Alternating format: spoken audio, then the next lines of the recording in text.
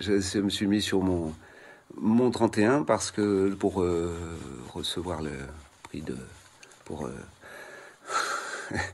le ginkgo, qui n'est pas un grand lapin blanc, contrairement à ce qu'on pourrait croire, mais un arbre, n'est-ce pas? Voilà. Bon, en tout cas, d'abord, je vous prie de m'excuser de ne pas être parmi vous ce soir. Je suis en répétition d'un nouveau spectacle à l'autre bout de la France. Et je suis très, très honoré de recevoir ce premier prix dans l'histoire Ginkgo du livre audio.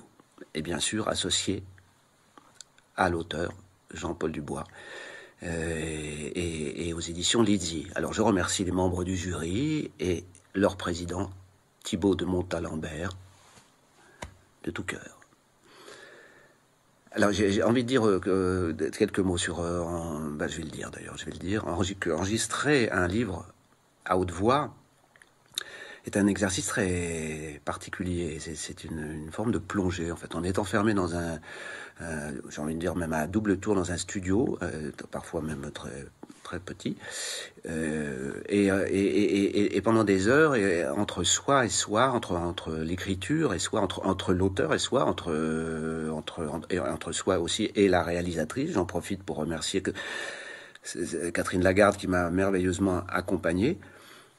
Et c'est un chemin de crête très fragile. J'aime beaucoup ça. J'adore ce moment, mais c'est un truc quand même. C'est une bulle. C'est pétri d'imprévisible. Et je dois dire que j'y suis resté sur ce livre, comme on dit, à plusieurs moments, avec quelques dérapages d'émotions incontrôlables. Voilà. C'est ce que j'ai. Ce livre m'a beaucoup touché. Voilà, au fond, c'est ça que j'ai envie de dire. L'écriture de Jean-Paul Dubois est si élégante, si fluide, si inventive, avec toujours ce petit geste d'humour sur l'épaule de la pudeur, et qui permet de laisser la place au lecteur que nous sommes. Voilà, merci de m'avoir écouté, et je vous souhaite une très belle soirée.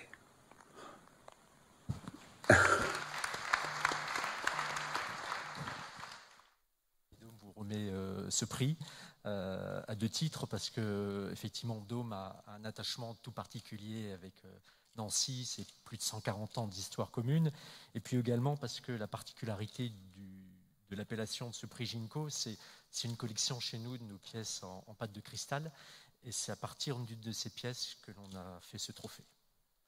Voilà, je vous en prie.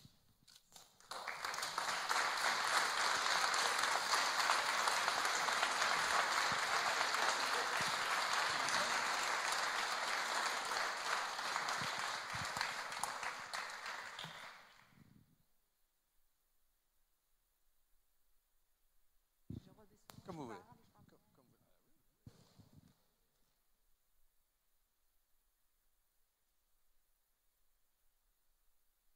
Allez-y.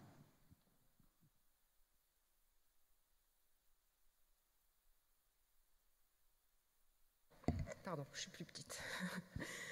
Bonsoir, j'ai aussi préparé un petit papier parce que c'est mon premier prix de tout, voilà.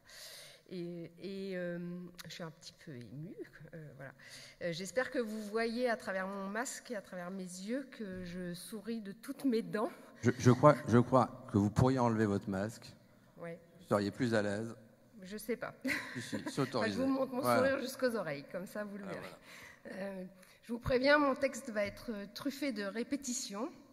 Je ne vais pas arrêter de dire le mot merci, car le livre audio, comme le livre tout court, est une chaîne de métier, d'enthousiasme et de créativité, et de talent évidemment, qui créent et qui sont à l'origine de cet objet dont on a un peu parlé.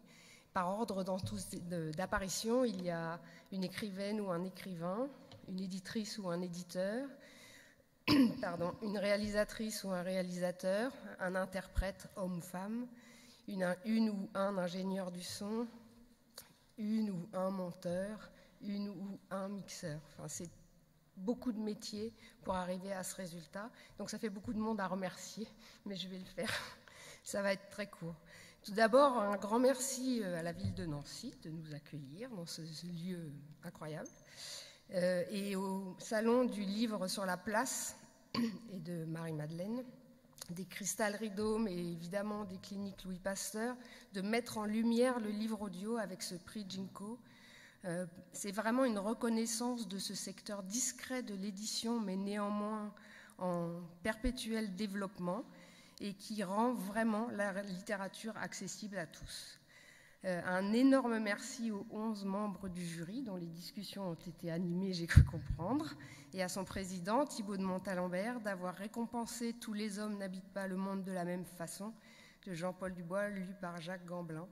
C'est un honneur d'être récompensé au milieu de ces autres grands auteurs et de ces immenses interprètes qui étaient également sélectionnés.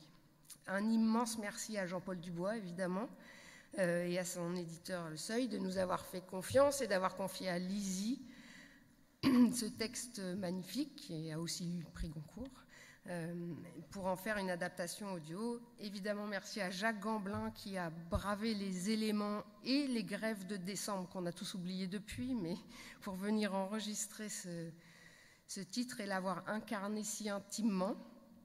Merci à Catherine Lagarde, dont parlait Jacques Gamblin dans la petite vidéo, qui est la réalisatrice de cet ouvrage et qui est en fait la grande gagnante de ce soir, puisqu'elle a présidé à l'enregistrement de 4 des 5 sélectionnés. Donc c'est vraiment elle la star du jour. Et puis j'en profite, même si elles ne sont pas toutes là, Aurélie est là, pour remercier les équipes de Lizzie.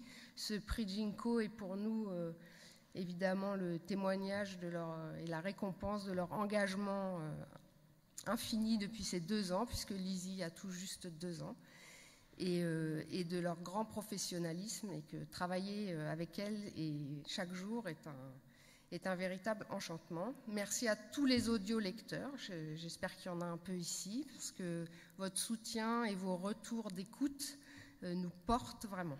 Enfin voilà, bref, j'arrête, encore un merci. Merci vraiment pour ce titre qui nous donne des ailes, qui nous rend très fiers et qui nous susurre un peu à l'oreille que nous travaillons dans la bonne direction. Merci beaucoup.